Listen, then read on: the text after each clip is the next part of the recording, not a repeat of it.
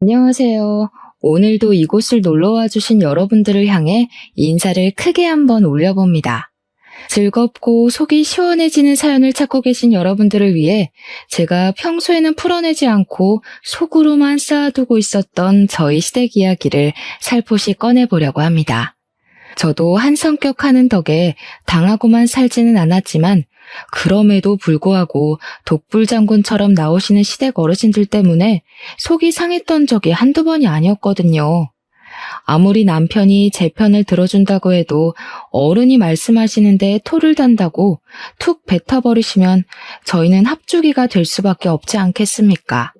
하지만 원래 마무리는 묵직한 한 방으로 끝내는 거라 했습니다. 제가 어떤 방법으로 저를 되찾게 되었는지 여러분들께 그 숨겨진 이야기를 들려드리겠습니다. 지금부터 어떻게 보면 경악스럽고 어떻게 보면 속이 시원한 이야기를 시작해 보도록 하겠습니다. 끝까지 함께 해주실 거죠? 저는 나름 부잣집에서 태어나 엄청난 사랑을 받으면서 무럭무럭 자랐고 당연히 고생이라는 것을 단 한 번도 하지 않고 살아왔습니다. 아주 어릴 적에 TV에 나오던 발레리나를 보고 한눈에 사랑에 빠져서 저는 발레를 배우겠다며 어머니 아버지께 엄청나게 떼를 썼고 제가 끈기가 부족한 아이였기에 엄마는 그냥 무용학원을 보내주셨습니다. 어차피 이러다가 말겠지. 뭐 한 3, 4개월 배우고 나면 재미없다고 그만두겠지 싶었는데 제가 발레 학원을 다니면서 엄청난 재능이 있다는 것을 발견하게 되었습니다. 물론 엄청난 재능이라는 게 저만 가지고 있는 것은 아니니 수많은 경쟁에서 밀리기도 했지만 저는 대한민국에서 알아주는 예술중학교, 예술고등학교 무용과를 졸업했습니다. 당연한 수순으로 저는 알아주는 무용과가 있는 대학에 진학을 했고 발레가 유명한 나라인 러시아로 유학까지 다녀오게 되었습니다. 러시아 유학을 하던 도중 운이 좋게도 러시아 무용단에 입단을 하게 되어서 발레 공연을 하며 이름을 서서히 알리기 시작했습니다. 하지만 타지에 나와 있는 것이 너무나도 외롭고 힘들었기 때문에 저는 계속 한국으로 돌아가고 싶다는 열망을 가슴 안에 품고 지내고 있었습니다.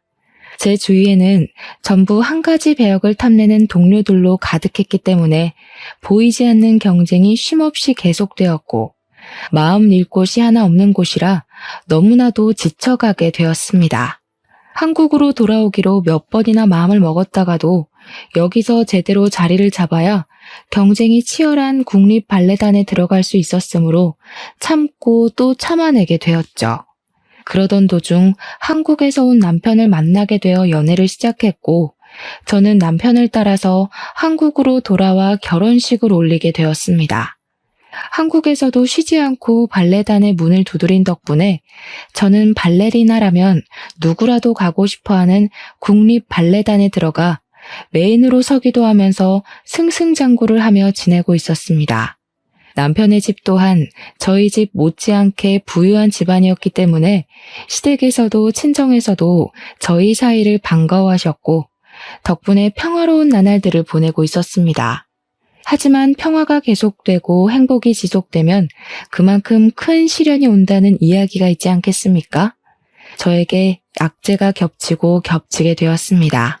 저희 아버지는 사업체를 운영하고 있었는데 분명 아무런 문제가 없었던 상품들에 문제가 생기기 시작하면서 전량 리콜 사태가 벌어지게 되었습니다. 아버지께서는 아무런 예고 없어 벌어진 일에 문제를 해결하기 위해서 잠도 제대로 주무시지 못할 정도로 바쁘게 뛰어다니기 시작하셨습니다.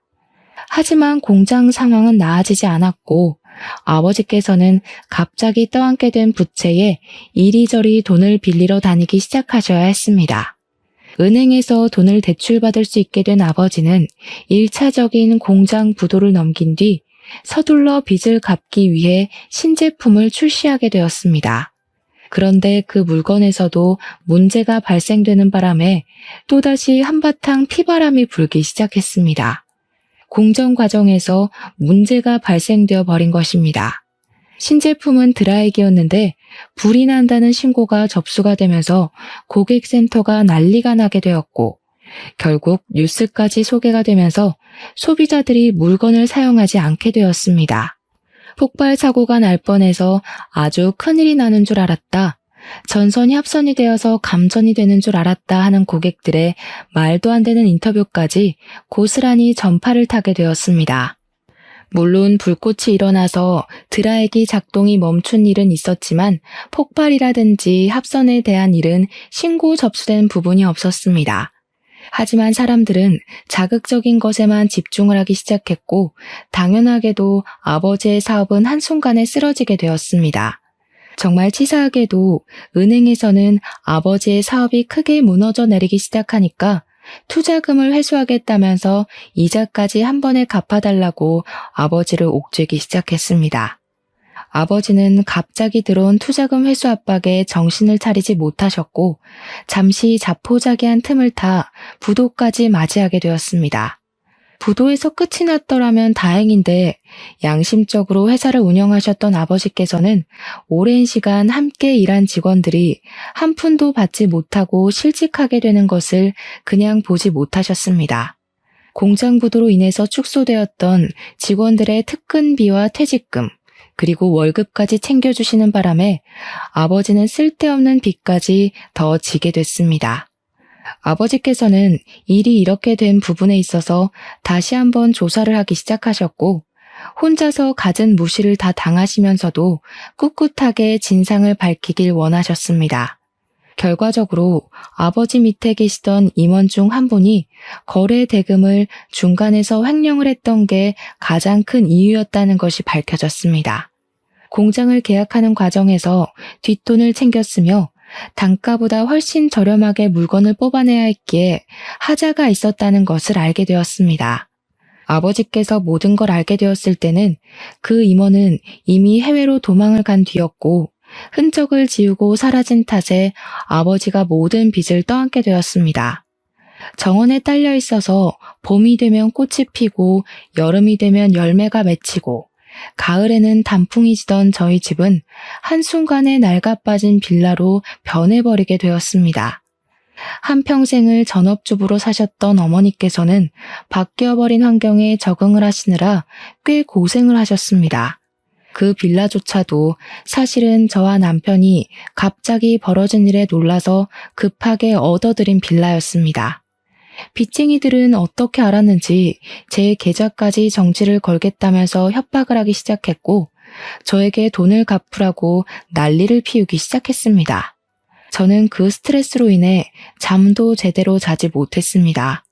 이 모든 일이 결혼 후 1년 만에 생긴 일이라 저는 귀한 우리 며느리에게 눈에 가시인 며느리로 전략하고 말았습니다.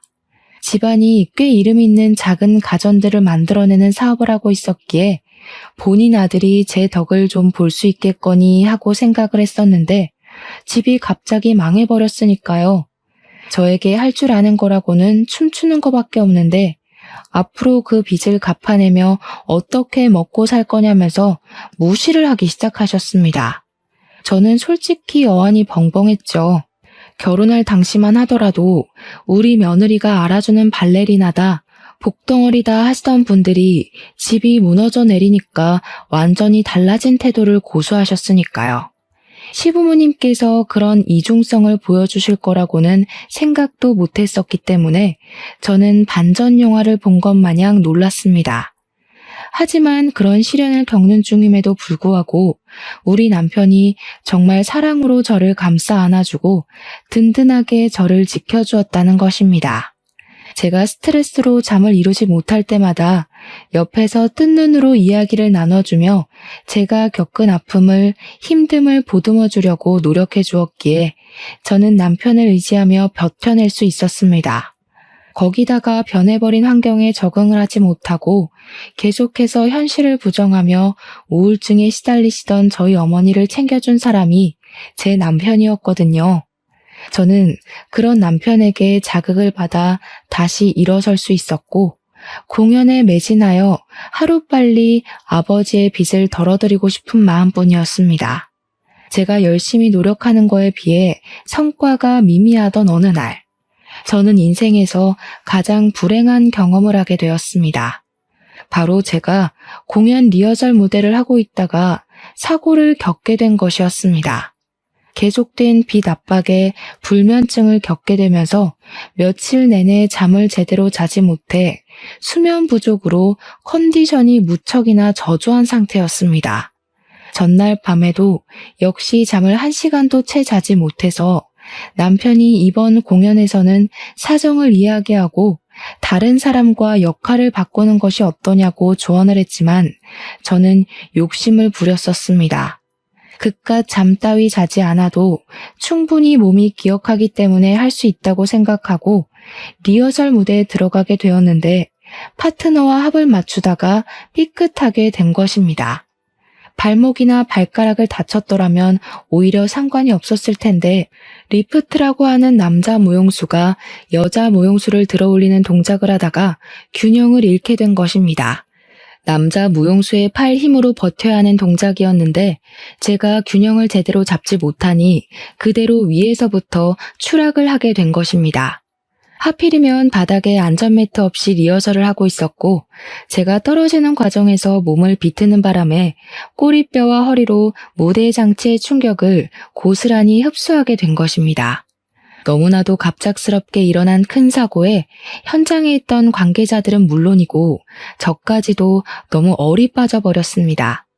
안전장치만 있었어도 이렇게 크게 다칠 일은 아니었는데 본 공연처럼 이루어지는 리허설이었기 때문에 저는 그대로 일어나지 못하고 들것에 실려 대학병원으로 이송되었습니다.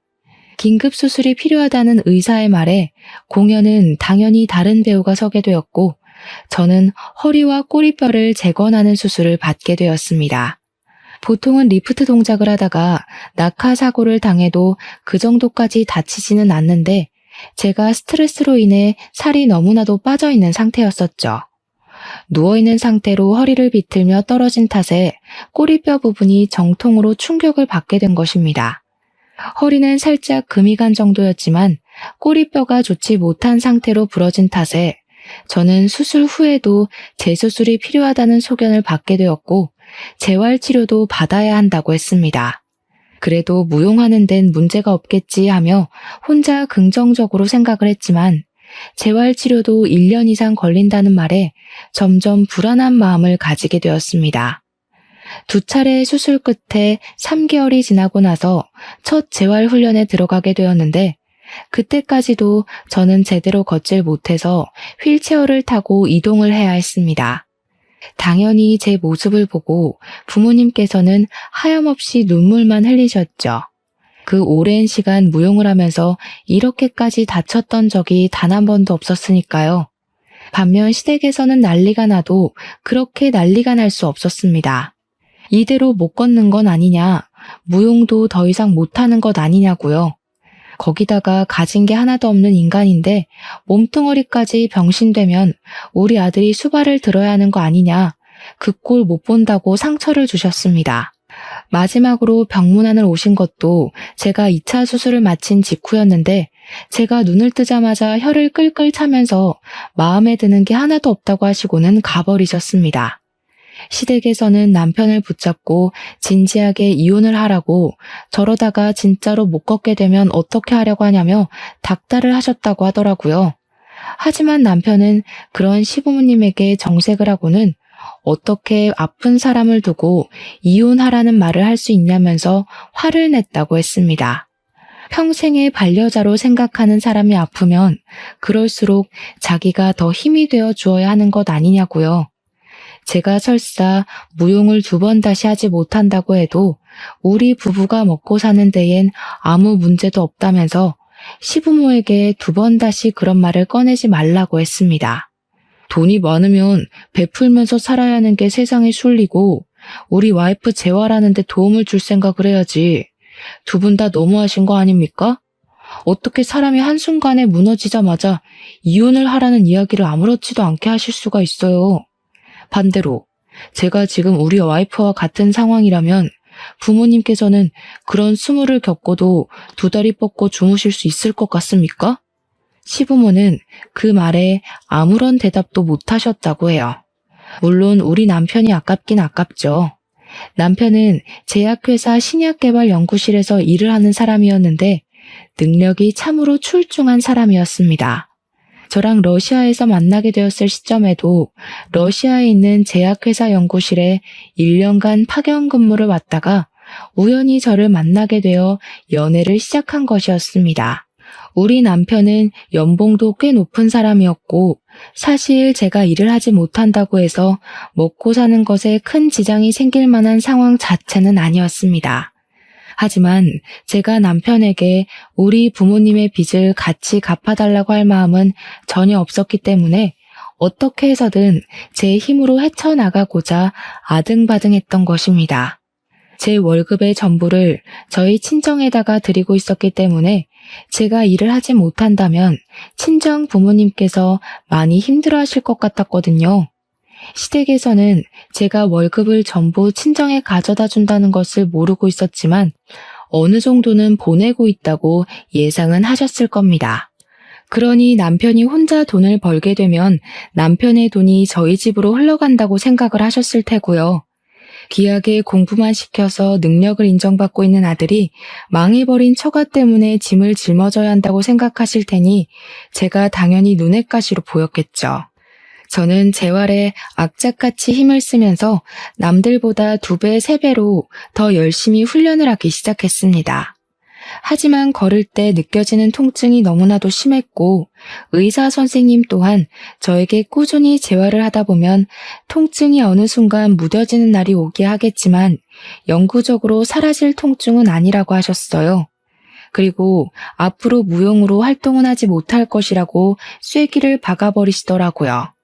저는 의사 선생님의 단호한 말이 믿어지지가 않아서 왜 앞으로 무용 활동을 할 수 없느냐고 다시 한번 물어보았습니다.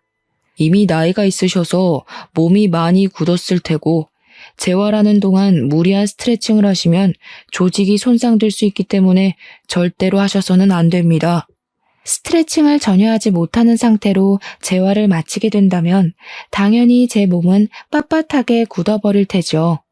저는 이 사고로 인해서 더 이상 무용을 하지 못한다는 사망 선고를 받게 된 것이나 마찬가지였습니다. 동작을 하는데 무리가 가지 않을 정도의 수준이 온다 하더라도 그것은 일부 동작이나 연습 정도의 수준이지 무대에 올라갈 만큼의 실력을 다시 되찾긴 어려울 것이라는 뜻이었습니다.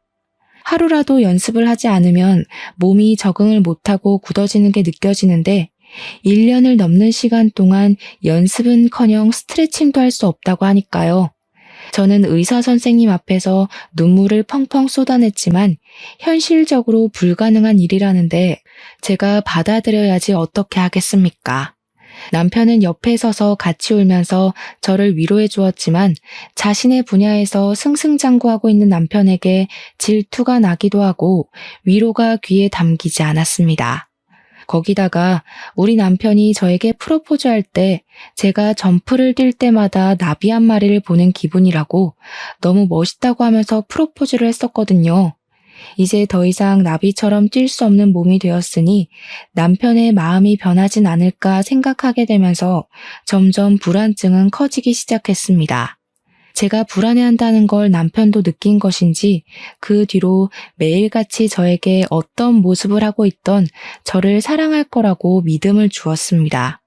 제가 지쳐서 포기를 하고 싶다고 할 때에도 역시 저는 할 수 있는 사람이라고 용기를 주었고요. 저는 불안했던 마음이 점차 열리고 옅어지면서 남편의 말을 완벽하게 신뢰하게 되었고 결과적으로 저희 두 사람의 사이는 돈독해지게 되었습니다. 저는 1년 2개월이라는 시간을 오로지 재활에만 쏟아부었어요.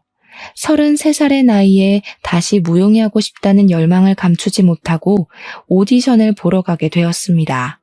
사고 이후 처음으로 보는 오디션이었기에 가슴이 너무 떨려서 잠도 제대로 자지 못했고 그런 저를 남편이 옆에서 지켜보겠다고 응원을 해주었습니다.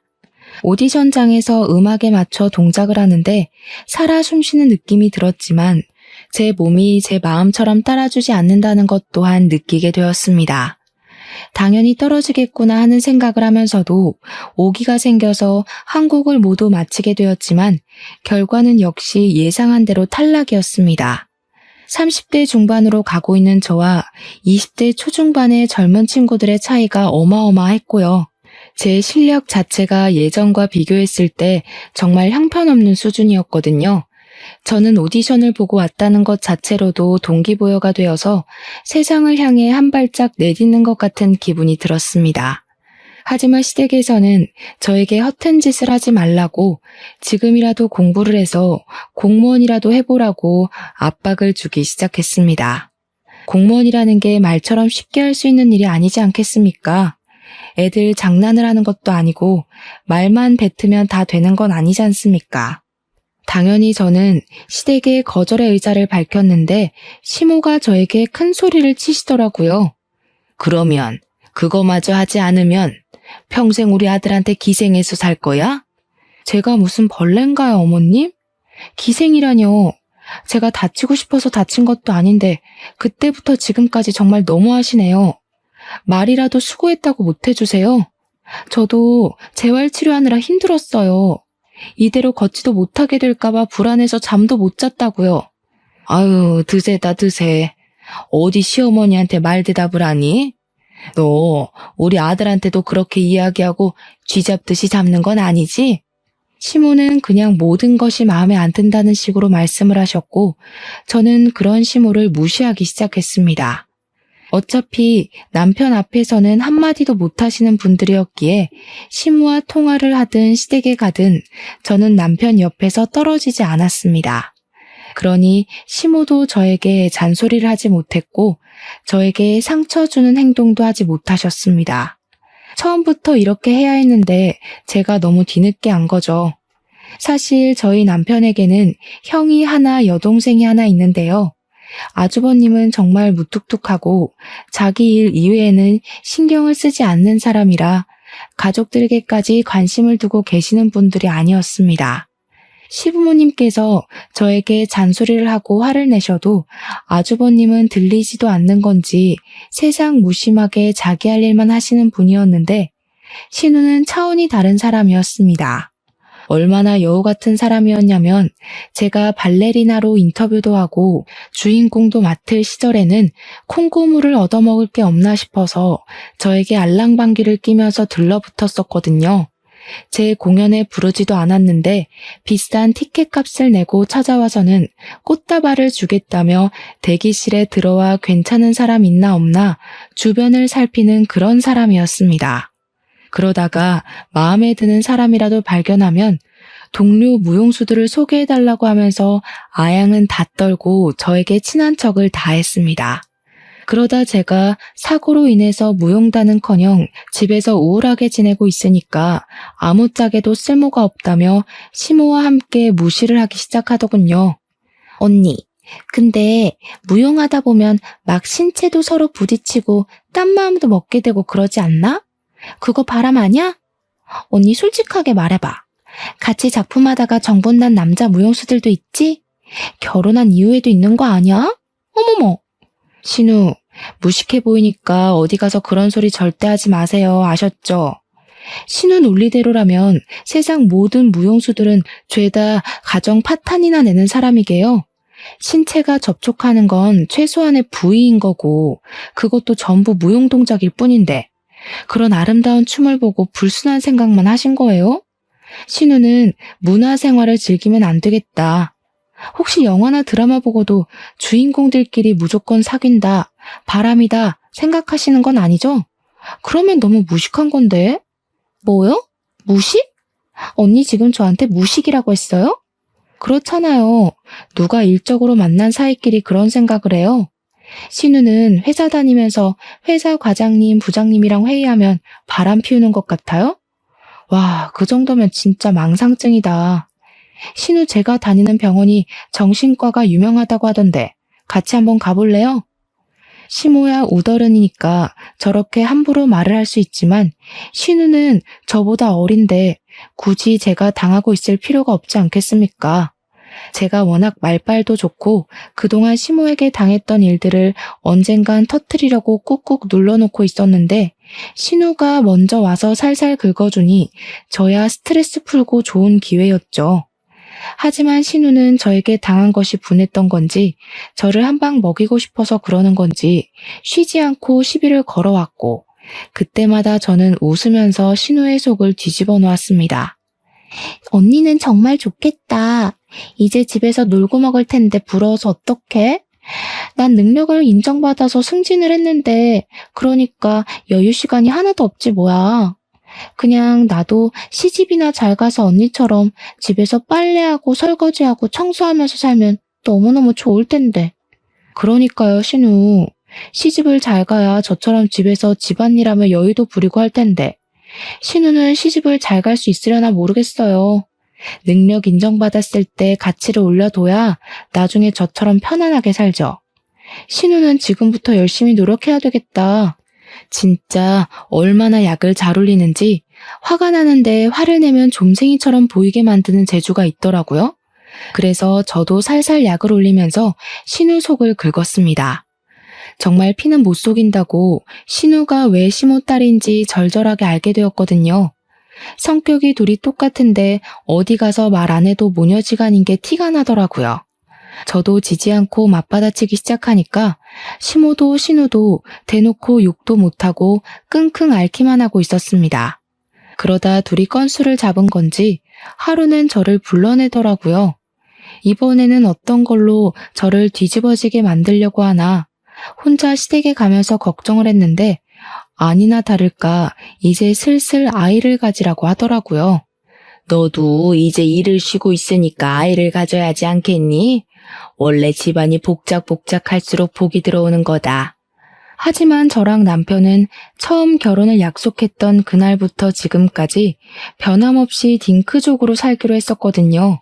저희 둘 다 아이를 별로 좋아하지 않기도 했고 한 사람의 인생을 책임져야 한다는 것이 부담스럽게 느껴지기도 했고요. 무엇보다 제가 무용을 했던 사람이었잖아요. 무용수에게 임신과 출산은 몸이 엄청나게 망가지는 일이나 다름없었죠. 골반부터 시작해서 온몸의 뼈가 다 열리고 장기의 위치가 바뀌니까요. 남편도 제가 무용을 얼마나 중요하게 생각했는지 잘 알고 있는 사람이었기에 딩크로 사는 것에 동의를 해주었고 그 마음은 지금까지 변치 않았습니다. 그런데 시댁에서는 이제 제가 바깥 활동을 하지 않으니까 아이라도 가져서 집안의 보탬이 되라고 이야기를 하는 것이었습니다. 이거 내가 아주 유명한 곳에서 지어온 아기가 들어서는 한약이야. 이 약 먹으면서 꾸준히 노력하면 건강한 아이를 출산한다고 하더라. 시모는 저에게 애가 잘 들어서는 약이라면서 하루에 한 번씩 꼬박꼬박 챙겨 먹으라고 비싼 거라고 엄청나게 생색을 내더라고요. 그런데 제가 뼈 수술 이후에 계속해서 칼슘제와 병원에서 처방받은 약을 먹고 있었는데 약과 약이 충돌해서 어떤 부작용이 생길지도 모르는데 어떻게 먹겠습니까? 어머님, 제가 지금 병원에서 처방받아서 먹고 있는 근육약이랑 칼슘제가 있어요. 약을 먹는 중이라 이 한약을 먹기엔 좀 걱정이 되네요. 거기다가 제가 먹고 있는 약을 끊기 전까지는 임신도 해서는 안 된다고 하셔가지고 좀 어려울 것 같아요. 언니, 내가 의심만 하고 있다가 지금 와서 좀 확신이 드네? 언니 혹시 불임 아니야? 불임인 거 속이고 결혼해서 이런저런 핑계대고 임신 못한다고 하는 거지. 그 말을 하는데 시모도 순간 도끼 눈을 뜨고 저를 쳐다보더라고요. 제가 무슨 불임 아닌 걸 증명하려고 낳기 싫은 아이를 낳아야 하는 것도 아니고요. 슬슬 짜증이 확 나는데 여기서 애둘러 넘어갔다가는 불임으로 확정이 날 것 같고 아니면 애를 가지라고 계속 이야기를 들을 것 같더라고요. 마음대로 생각하셔도 저는 상관없긴 한데 저희 부부끼리 상의하고 아이를 갖지 않기로 결정한 일이니 존중을 해주셨으면 좋겠습니다. 그리고 지금 제가 먹고 있는 약이 임신해서는 안 되고 임산부가 먹어도 안 되는 약이라는 건 병원에 가서 물어보셔도 맞다고 하실 거예요.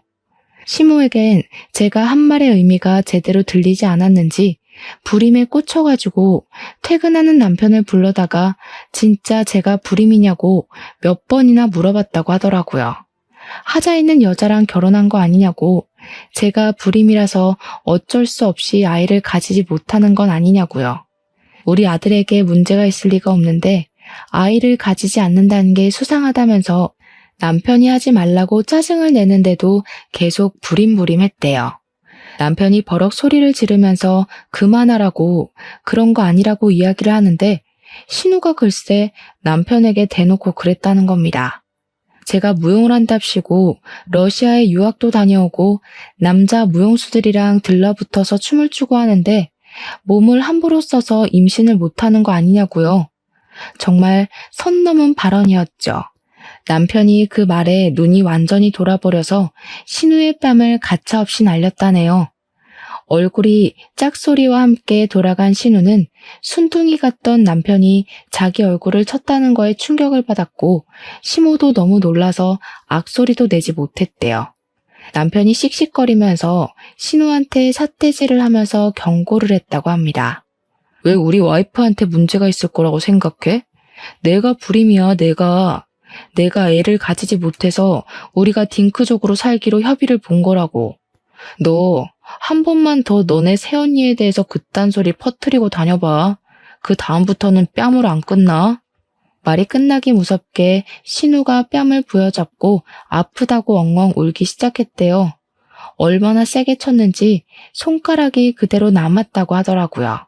시모도 애는 왜 때리냐며 남편한테 한 소리를 했다고 하는데 남편은 시모에게도 지지 않고 형이 있는데 대를 왜 자기가 이어야 하냐고 사자후를 내뱉었대요. 남편은 저랑 둘이서 평생 행복하게 사는 게 꿈이라고 가족관계에 왈가왈부하지 말라면서 시모가 저에게 주려고 했던 한약을 다 버렸대요. 하나하나 포장된 약을 가위로 다 뜯어서 싱크대에 부어버리니까 시모가 그게 얼마짜리인 줄 알고 버리는 거냐고 악을 썼다네요. 남편은 얼마짜리인지가 뭐가 중요하냐, 맥을 짚어서 개인에게 맞춘 약도 아닌 걸 보면 공장에서 찍어낸 거나 다름없을 거라고 한 소리 하고요. 2번 다신 이런 거 보내지도 말라면서 다음에 또 이런 일이 있으면 그때는 집도 이사가고 번호도 바꿔버릴 거라고 도리어 협박을 한 거죠.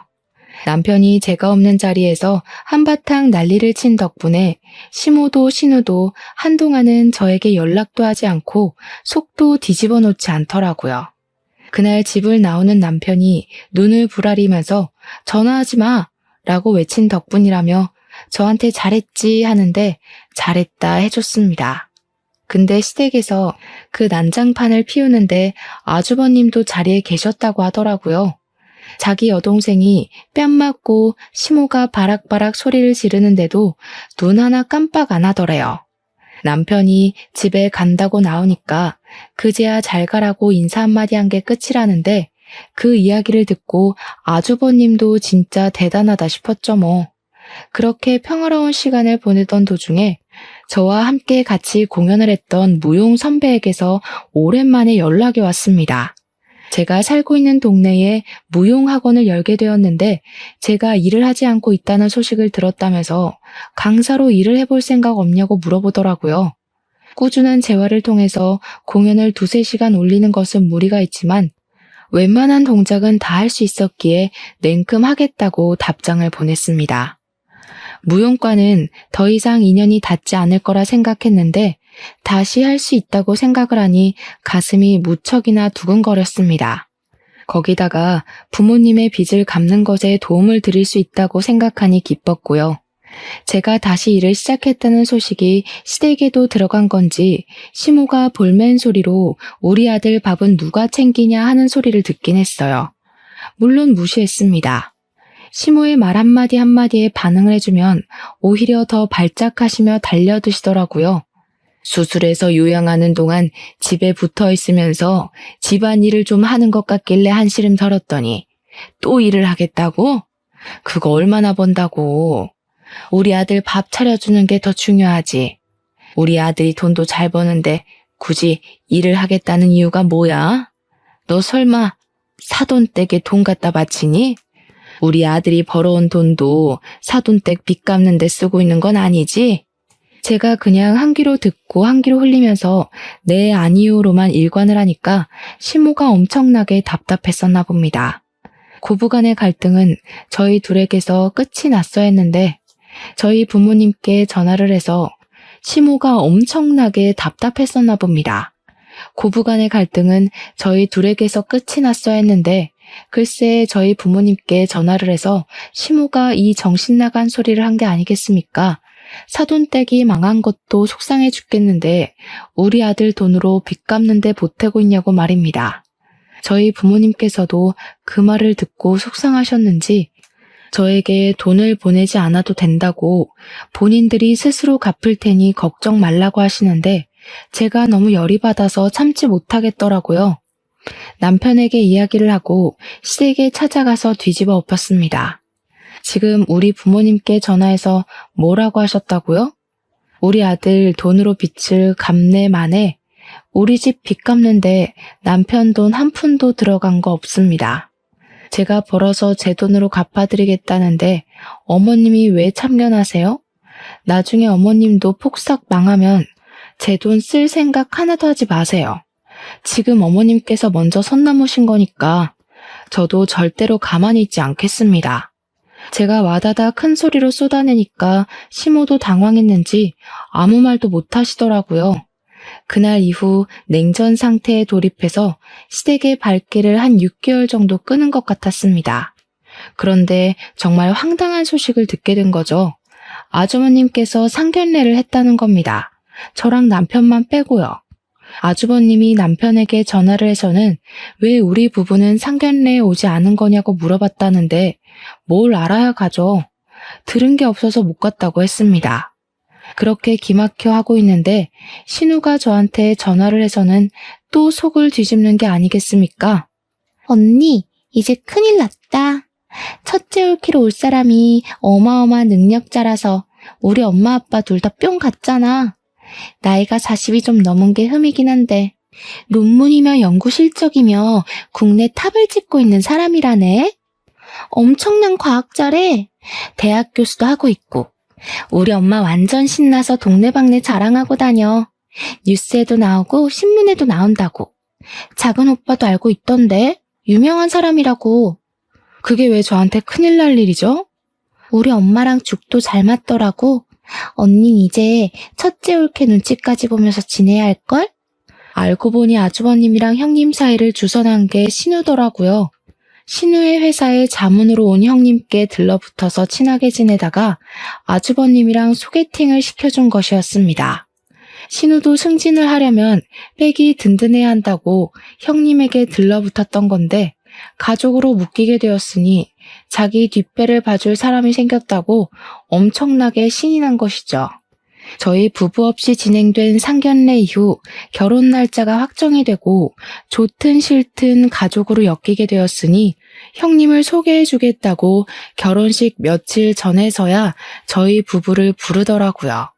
큰애는 말이야, 조실부모하고 힘들게 자랐음에도 불구하고 자기 일을 어찌나 똑부러지게 하는지 걱정이 하나도 없어. 망한 사돈보다야 차라리 없는 게 낫다는 걸 이제서야 알게 되었다니까. 그 말에 남편이 빈정이 확 상했는지 벌떡 일어나서 집에 가자고, 여기 더 있어봐야 좋은 소리도 듣지 못할 텐데 하더라고요.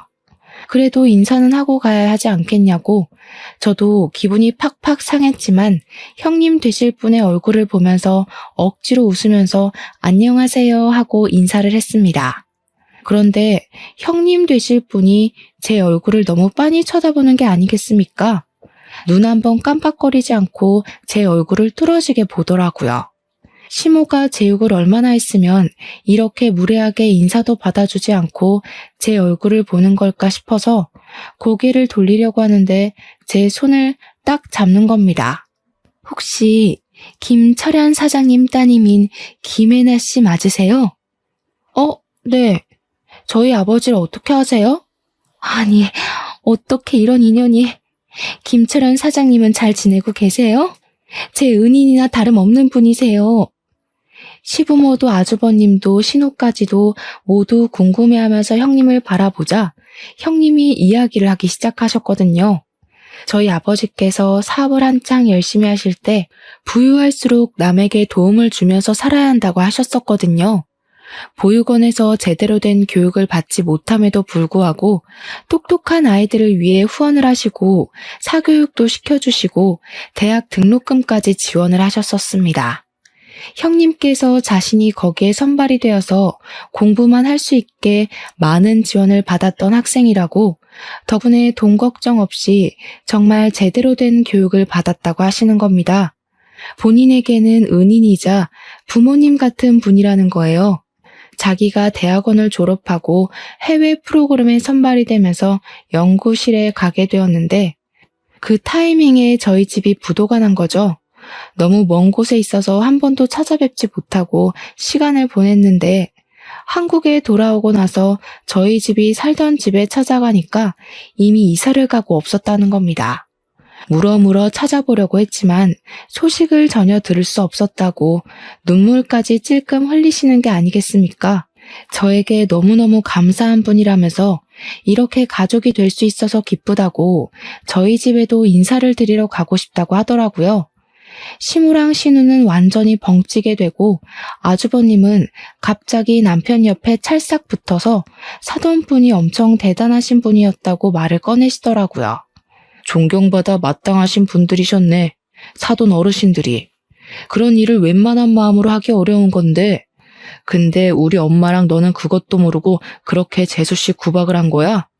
아주버님의 예상치 못한 말에 시무랑 신우는 둘 다 흠칫 놀라더라고요. 형님 되실 분이 눈을 살짝 뾰족하게 뜨면서 제가 어디 가서 구박받을 만한 사람은 아닌데 하시며 제 편을 들어주셨고요. 신우가 형님의 뒷배가 필요하다고 하지 않았겠습니까? 자기가 언제 저를 구박한 적이 있냐고 오해라고 하더라고요. 저 둘째 올케랑 사이 엄청 좋은데 제가 구박을 하긴 뭘 하겠어요. 제가 손아래 사람인데 언니랑 저랑 되게 친해요. 친해? 웃기고 앉아있네. 너 내 와이프한테 불임 운운하면서 난리쳤던 기억은 아주 안드로메다로 보내버렸나 보다? 그 말에 형님이 기겁을 하시면서 어떻게 그런 말을 할 수가 있냐고 하셨습니다. 진짜 불임이면 어떻게 하려고 상처가 될 말을 아무렇지 않게 할 수 있냐면서 신우에게 무서운 사람이라고 하더라고요. 티가 나게 한 발짝 뒤로 물러서는 형님을 보면서 저도 속으로 고소함을 느끼고 있었죠. 저에게 나중에 따로 이야기를 할 시간이 있었으면 좋겠고, 저희 부모님께 꼭 한번 감사 인사를 전하고 싶다고 하셨습니다. 그렇게 며칠 뒤에 형님과 아주버님은 결혼식을 올리게 되었고, 저희 부모님께서 결혼식을 보러 오시면서 인사를 나누게 되었습니다. 저희 부모님이 등장하자마자 형님 눈에 시부모님은 꽂아놓은 보릿자루가 되는데 얼마나 웃기던지 남편이랑 저랑 뒤에서 몰래 웃었죠.